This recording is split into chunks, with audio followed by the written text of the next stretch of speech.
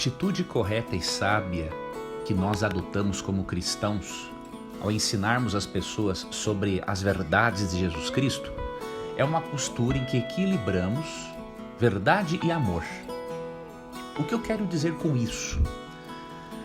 Quando nós apresentamos a verdade sem amor, ela parece algo seco, sem vida. A tendência é levarmos uma mensagem legalista, uma espécie de religião baseada em obras, uma religião seca, como o deserto. Outro extremo, é possível nós falarmos muito no amor de Deus e não falarmos nada das verdades de Deus. E isto não é amor, é somente um sentimentalismo barato. Então você e eu precisamos entender que os autores bíblicos não fazem separação entre verdade e amor. Eles não separam a graça da lei, não separam a compaixão da honestidade, ou seja, são coisas inseparáveis. E eu vou lhe mostrar isso. Em João 14, verso 6, Jesus disse o seguinte: Eu sou o caminho, a verdade e a vida. Ninguém vem ao Pai senão por mim. Aqui Jesus se apresenta claramente como sendo a verdade absoluta. Quando alguém diz que não existe verdade absoluta, na verdade essa é uma contradição lógica, porque se ele diz que não há uma verdade absoluta, ele está pressupondo de que ele está absolutamente certo, de que não existe, na verdade, uma verdade absoluta.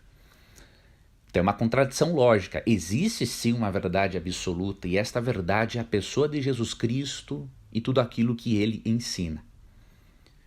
Só que vemos que Cristo se apresenta como verdade, mas a divindade se apresenta também como amor. 1 João 4, versos 8 e 16 diz: Deus é amor. Então você percebe, verdade e amor não estão separados, para que não ensinemos uma religião legalista, fria, com base em obras, mas também para que não ensinemos para as pessoas uma religião barata, que não transforma a vida das pessoas e não os torna pessoas melhores.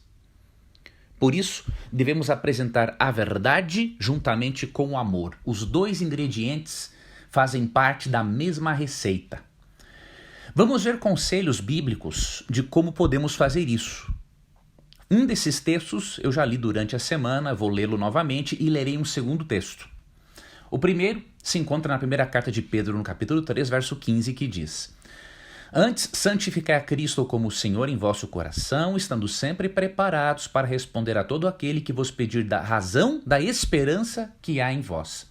E aí o verso 16 diz, fazendo isso com mansidão. Ou seja, Pedro diz que você e eu devemos ser capazes de sabermos no que cremos, por qual razão cremos nisso, e ser capazes de explicar aos outros. Esse é um texto clássico usado pela apologética, que é a disciplina que ensina a defesa racional da fé cristã. Então Pedro nos convida a isso. Só que ele nos convida no verso 16, a fazermos isso com mansidão e temor, ou seja, com respeito. Então esta é a maneira de apresentar a verdade, de defender a verdade. O que se vê na internet são muitas pessoas brigando com a vida e com elas mesmas. E elas não entendem nada de evangelização e de apologética. Eles acham que fazer apologética é brigar, é ofender, é magoar os outros. Não tem nada a ver com isso. Apologética é uma disciplina que ensina a defesa da fé cristã e o objetivo final dela é conduzir as pessoas a Jesus Cristo, mostrando a verdade em amor. É isso que encontramos em 1 Pedro 3, 15 e 16. E um outro texto, 2 Timóteo 4, 2, diz assim: Prega a palavra, insta, quer seja oportuno, quer não. Corrige, repreende, exorta, com toda longanimidade e doutrina.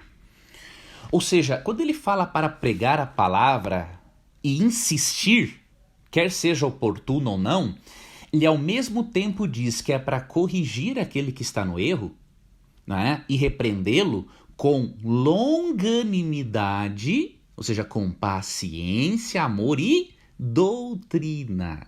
Não existe separação entre amor e doutrina na Bíblia. Quando o ser humano faz essa separação, ele não está vivenciando a religião bíblica, mas uma religião da própria cabeça dele. Já ouvi muito dizer-se o seguinte: ao que importa é Cristo, as doutrinas são o de menos. Isso também é uma religião unicamente da cabeça da pessoa. Porque na Bíblia não existe separação entre Cristo e as suas doutrinas. Muito pelo contrário. As doutrinas são reflexos do caráter de Cristo. São demonstrações de aspectos diferentes do caráter de Cristo. Então, para você entender a Cristo e a Deus, você tem que estudar as doutrinas bíblicas. Então você perceba, Deus nos convida a apresentarmos a sua verdade em amor. Se você e eu nos unirmos a Deus neste propósito, compartilhando as doutrinas com a atitude correta, ou seja, com amor, paciência, demonstrando aceitação pelas pessoas, a nossa mensagem será muito mais eficaz e o Espírito Santo poderá nos usar muito melhor para a conversão, para a condução de pessoas a Jesus Cristo. Foi muito bom ter participado desta lição dessa semana com você. Na próxima semana continuaremos estudando sobre esse tema. Vamos aprender, né, de que maneira podemos nos envolvermos no trabalho de evangelização, no trabalho missionário. Vamos aprender formas para fortalecermos a nossa fé e a nossa participação na pregação do Evangelho. E, lembrando a você, eu disponibilizo na descrição deste áudio 2 e-books. Um e-book sobre adolescência e um e-book sobre inteligência financeira bíblica.